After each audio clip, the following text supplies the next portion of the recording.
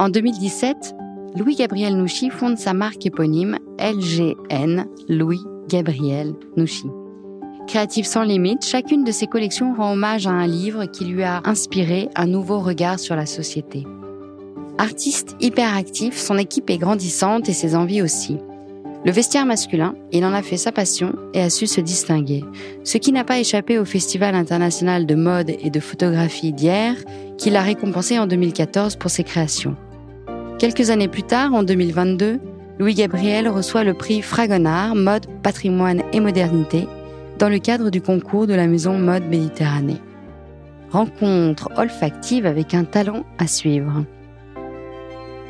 Je suis Charlotte Urbain et vous écoutez À Fleur de Nez, un podcast signé Fragonard Parfumeur, dans lequel nous allons explorer les secrets de notre nez. Bonjour Louis-Gabriel Nouchi. Bonjour. Merci de me recevoir dans ton atelier parisien. Alors on est rue des Goncourt, c'est la rue des Frères Goncourt. Ah, je sais pas, je ne suis pas renseigné. Pour moi, c'est la rue à côté du métro Goncourt. Voilà. Non, je pense que c'est la rue des Frères Goncourt qui étaient de grands mécènes et qui ont été parmi les mécènes de Jean-Honoré Fragonard. Bon, ça, c'est pour le petit clin d'œil. Ah oui, très précis, comme quoi tout est destiné. Voilà. Exactement. Tu nous as fait l'honneur, tu nous as choisi pour parfumer ton dernier défilé et je voulais un petit peu partir de cette note-là. Donc, Louis-Gabriel Nouchi, tu es un jeune styliste très prometteur qui commence par faire beaucoup de bruit, déjà, ces derniers temps. Tu as reçu le prix Mode et Méditerranée dans lequel la maison Fragonard participe. C'est un peu comme ça qu'on s'est rencontrés, d'ailleurs. Exactement, oui. Alors, comment t'es venue l'idée de parfumer ton dernier défilé ? En fait, nous, le postulat de la marque, c'est que chaque collection est basée sur un livre. Donc, c'est comme si on construisait notre propre bibliothèque au fur et à mesure des collections. Et du coup, notre mood board d'inspiration de base pour chaque collection, c'est des mots. Du coup, c'est toute l'équipe lit le livre et on met les mots du coup qui ressortent de notre lecture sur un board et après on sélectionne, on dit ok, qu'est-ce qu'on veut travailler et comment on étire ces idées. Du coup, que ça soit transmis justement en images, en couleurs et en odeurs. Le défilé du coup sur lequel j'ai eu la chance de travailler avec la maison Fragonard, c'était en juin dernier, donc sur la collection printemps-été 2024.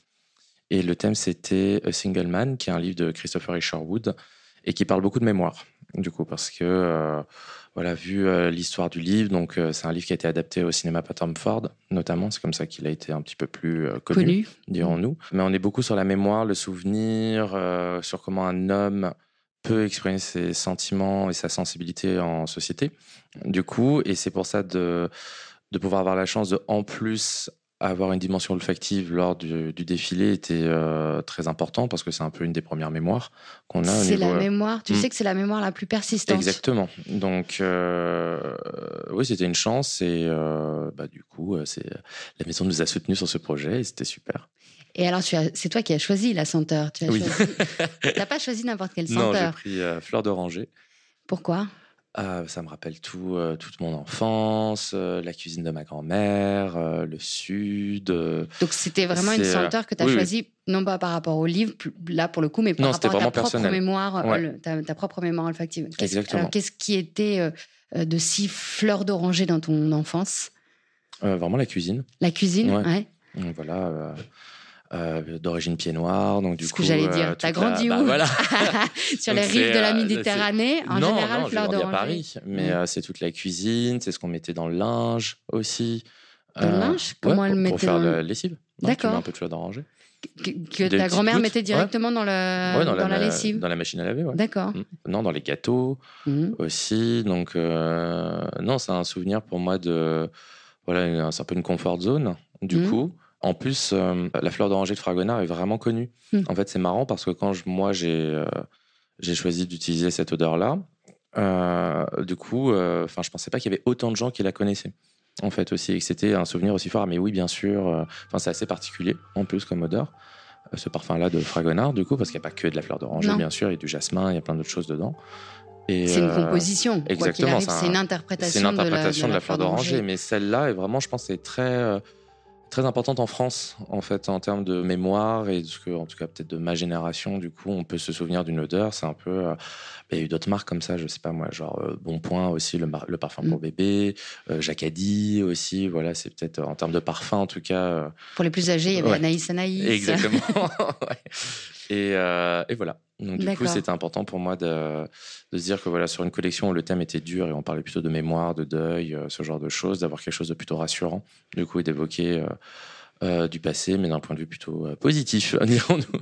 Oui, surtout que ta collection, elle tourne beaucoup autour de couleurs très sombres, de ce que j'ai vu, mais t'as quand même du jaune fluo avec du bleu clin quand même, ça va. C'est des couleurs assez franches, assez déterminées, marquées. T'as du noir, t'as quand même. C'est noir, blanc, jaune, marron, avec une touche de bleu. Voilà. Donc t'as une chromie qui est très très linéaire en fait, avec très franche, avec des très choisi. Et la fleur d'oranger, alors comment ça se passait, comment tu l'as diffusée sur ton défilé? Déjà, tous les looks étaient vraiment, c'est-à-dire qu'avant que les mecs y sortent, du coup, on vraiment les aspergeait parfois. C'était drôle. Prenez une douche de fleur d'oranger. Et du coup, ça sentait vraiment. On avait fait le choix de pas avoir des diffuseurs parce que je trouve que c'est toujours un peu gadget. Il faut quand même un gros volume. C'est un parti pris où les gens, on est quand même toujours en fin de journée, dans les derniers shows du deuxième jour à l'Homme, et t'as peut-être pas envie de te prendre un gros bain de parfum alors que t'as fait toute une journée de show, en tant qu'invité, j'entends. Donc c'était un choix aussi que ça soit assez discret. Voilà, nous on a placé, les gens étaient relativement près aussi, donc voilà, ça s'est senti. En tout cas, moi j'ai eu beaucoup de remarques par rapport à ça et ça, je trouvais ça cool. Ouais. Et est-ce que c'était aussi une façon de contrebalancer, de faire un contrepoids par rapport à ces couleurs très modernes, très franches, parce que la fleur d'oranger, elle a un côté quand même très rond, au contraire. Non, pour moi, le nostalgique n'était pas forcément en contraste avec la collection, parce que c'est une odeur qui est toujours actuelle. On va dire, moi, j'ai toujours de la fleur d'oranger, j'ai toujours de l'eau de rose, voilà, quand je cuisine. Donc, c'est une odeur qui est toujours présente chez moi. Du coup, elle est associée à la fois à un côté, tu nous en as parlé comme un linge propre, enfin de linge propre d'un côté, et de l'autre côté, une facette très gourmande en fait, de la cuisine. Ouais, la cuisine. Ouais. Cette fleur d'oranger, elle a cette double facette et c'est un peu le côté linge propre que tu as mis en avant, j'imagine. Voilà.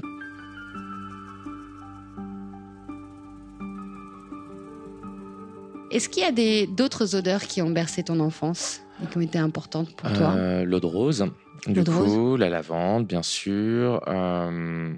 Qui a un côté peut-être propre aussi, le linge, voilà. Raccordé au linge. Qu'est-ce qu'il y a d'autre aussi Tu disais que tu avais grandi à Paris, mais avec des origines méditerranéennes. Oui, voilà.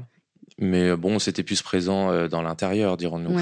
Moi, mes souvenirs olfactifs d'enfance, je sais pas, il y a peut-être l'odeur du goudron mouillé, les pelouses, les pompes à essence. Voilà, moi j'adore l'odeur des pompes à essence.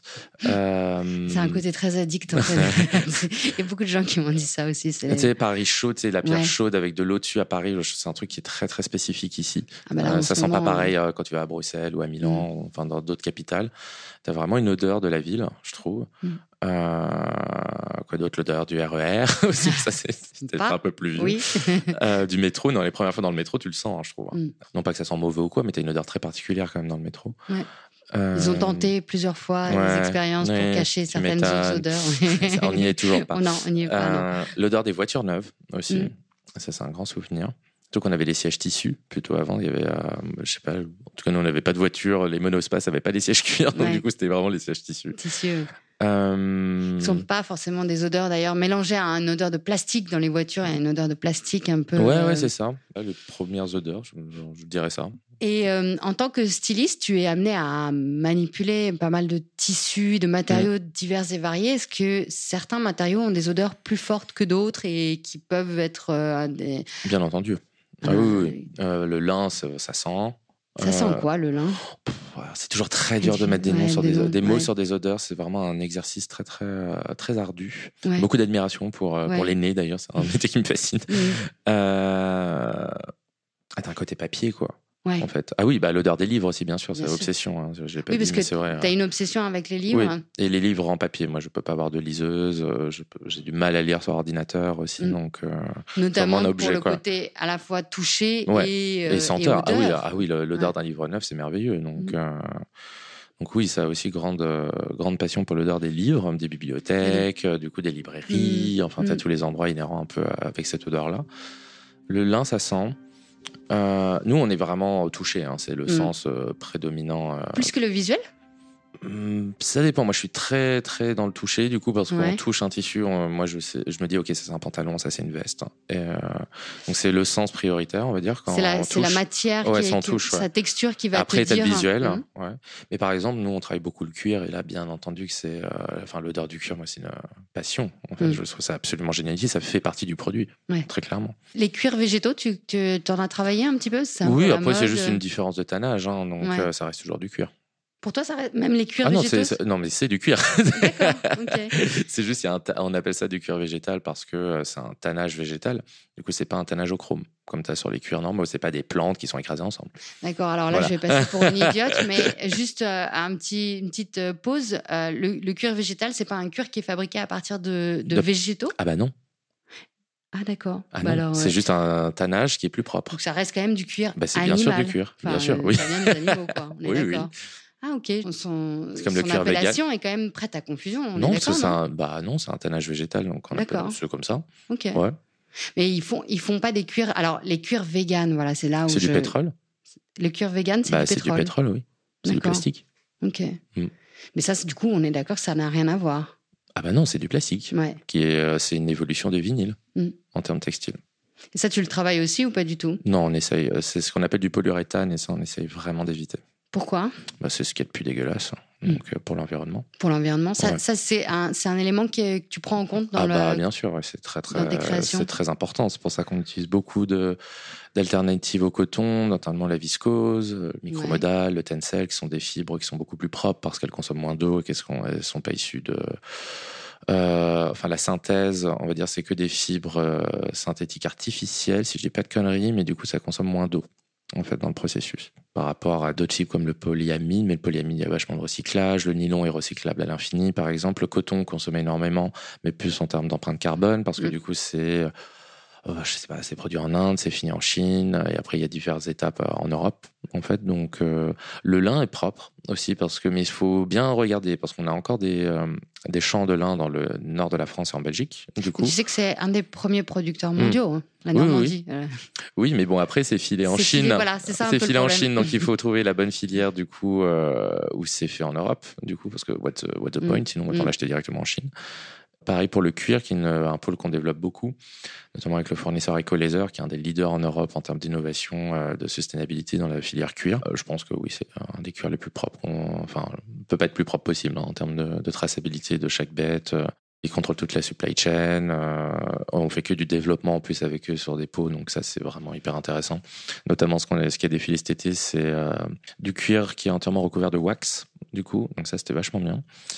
Ça donne un aspect brillant, ah ouais, c'est incroyable. Et l'odeur, elle doit être différente. C'est de la wax, c'est naturel justement. Ouais, c'est de la wax.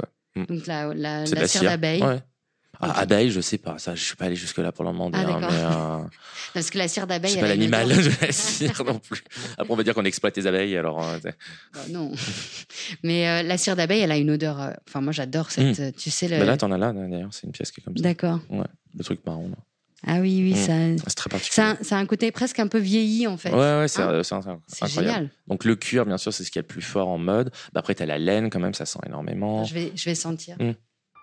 Ça a un petit côté... ça doux. sent comme les cuirs quand tu vas dans le Maghreb, justement. T'achètes des cuirs un peu naturels, Maghreb. Mais c'est un peu ce genre de technique-là. De toute façon, c'est les tannages qui sont moins stables, entre guillemets, que les cuirs que t'achètes normalement. Les cuirs de rocker. Non, le côté c'est pour ça que ça tient aussi. Ouais. Donc après, tu te dis, oui... Il y a une raison.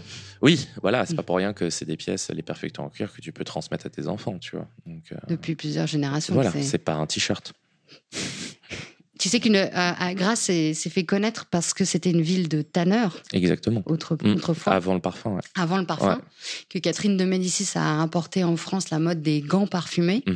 Et que c'est pour ça qu'avant, elle était gantier parfumeur aussi. Voilà, ça, exactement. Bien, ouais. Que les Grassois sont devenus, après être tanneurs, gantiers parfumeurs, pour devenir parfumeurs, parce que c'était plus simple d'être parfumeur. Mais du coup, il y a eu cette mode longtemps de cuir parfumé. Oui.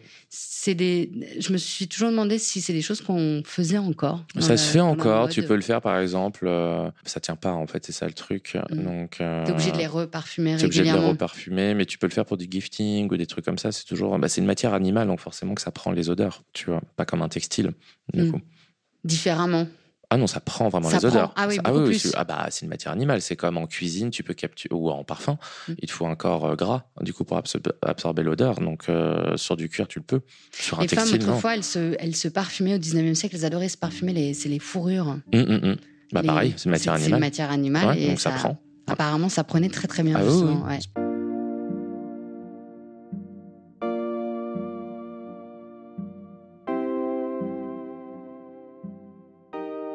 Alors, on va revenir un petit peu à notre portrait olfactif. On s'est un peu éloigné, mais on a parlé du lin, du cuir. Est-ce qu'il y a d'autres matières textiles qui... La laine. Hein. La laine. Ouais, la laine et une odeur quand même.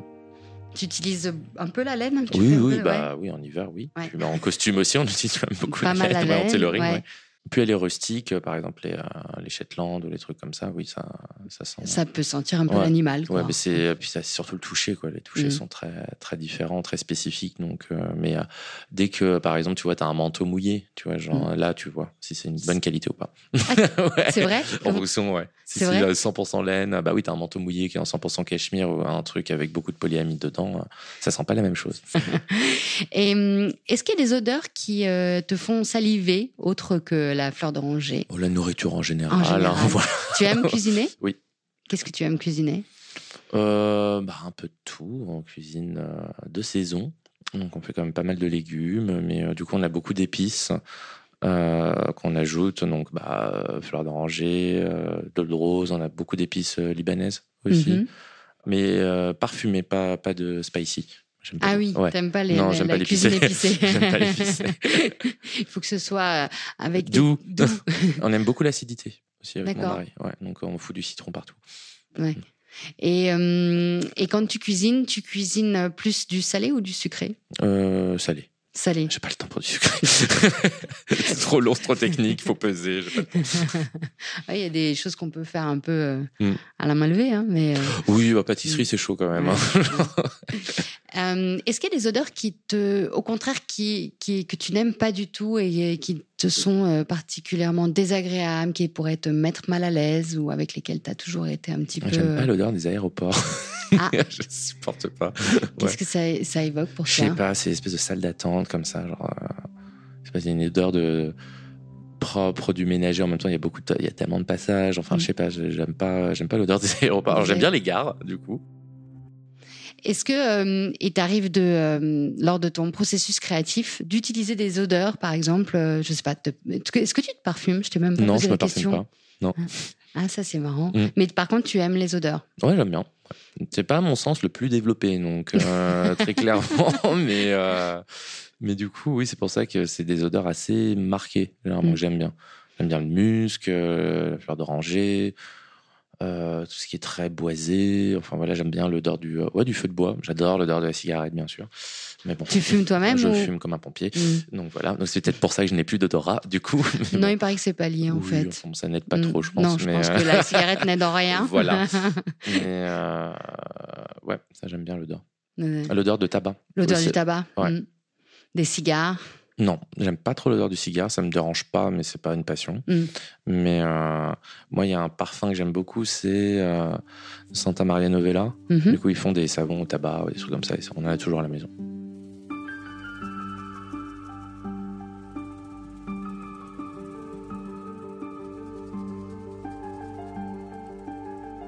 Est-ce qu'il y a des odeurs que tu diffuses dans ta maison, par exemple dans ton intérieur? On a l'ancien parfum de Colette qu'ils ont réédité. Ah oui? Ouais. Qui était à base de figues. Exactement. Ouais, on a toujours eu celui-là. Ils sont très très bons. Ouais. Sinon, on a musc de diptyque. D'accord. Ouais. Pour terminer, j'ai 2 petites questions qui vont soit t'inspirer, soit pas t'inspirer, tu me diras. On va voir. Et si l'amour devait avoir une odeur, quelle serait-elle? Ah bah c'est savon tabac, du coup, pour moi. Voilà. J'adore. Et si la liberté avait une odeur? Je sais pas. une odeur quand tu es sur la plage, mais tu sais, mais plutôt côte atlantique, tu vois, alors pas méditerranée. Iodée, une voilà, odeur iodée. bien iodée, fraîche. Bien iodée. Genre tu t'es pris une grosse vague. Une grosse vague dans la gueule. Voilà. Bien fraîche. Ouais. Merci beaucoup, Louis-Gabriel. Merci à toi. Merci.